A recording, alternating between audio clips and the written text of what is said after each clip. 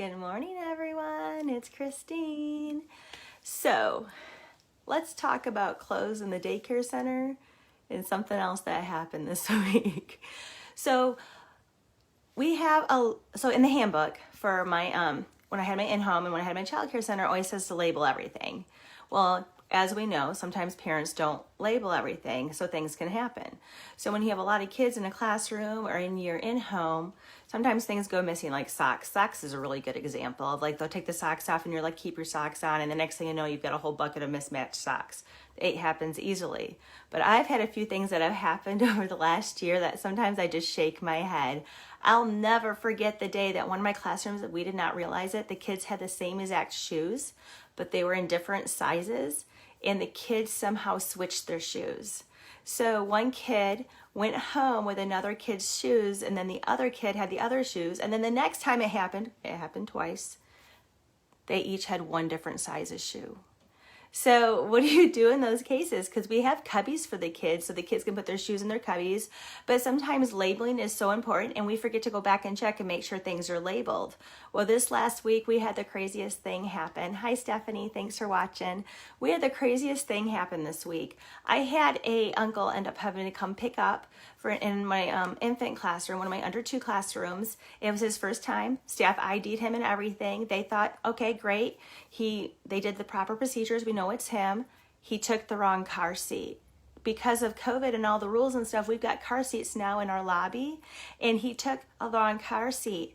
His relative forgot to put the car seat in the lobby, and he took another child's car seat. So when the next family came to pick up, their car seat wasn't there, and they hadn't labeled it. So when Mom went to describe the car seat, he thought what he was looking at was the car seat. So then I had to call a grandparent, and they were 30 minutes out with a car seat, and she had to bring it back. And then she goes, well, where's my car seat? And I'm like, I don't think they dropped the car seat today. We've tried getting hold of Mom at work.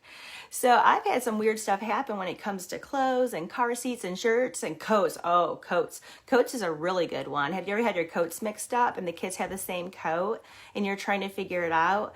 So this last week, we've been talking about it more in the center now that school's starting and we're about to switch out our enrollment and our kids are going to school, the school agers, making sure everything is labeled correctly, and especially the car seats. I never thought about the car seat being switched out. In all my years of doing this, I have never had a car seat be taken by the wrong parent or like a family member not realizing they grabbed the wrong car seat. Because by the time that family picked up, all they had was a little one. The other thing I want to remind you is we had a car seat 2 weeks ago donated to the daycare center, and we couldn't take the car seat. The staff was like, well, why can't we take it? I said, go look at the expiration date. And on the expiration date, yep, it was expired. It was actually 4 years past expiration date. And I told the girls we can't take that car seat today.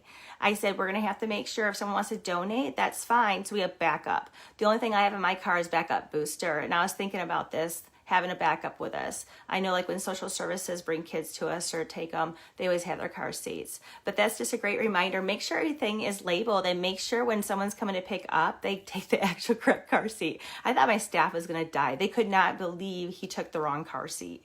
So that did happen this week. And then also, hey, I had a solution. If you watched last week, I talked about our crazy squirrel, the very scary Gary, that we have water day today, that last week took the sock off the fence and ran when it was drying.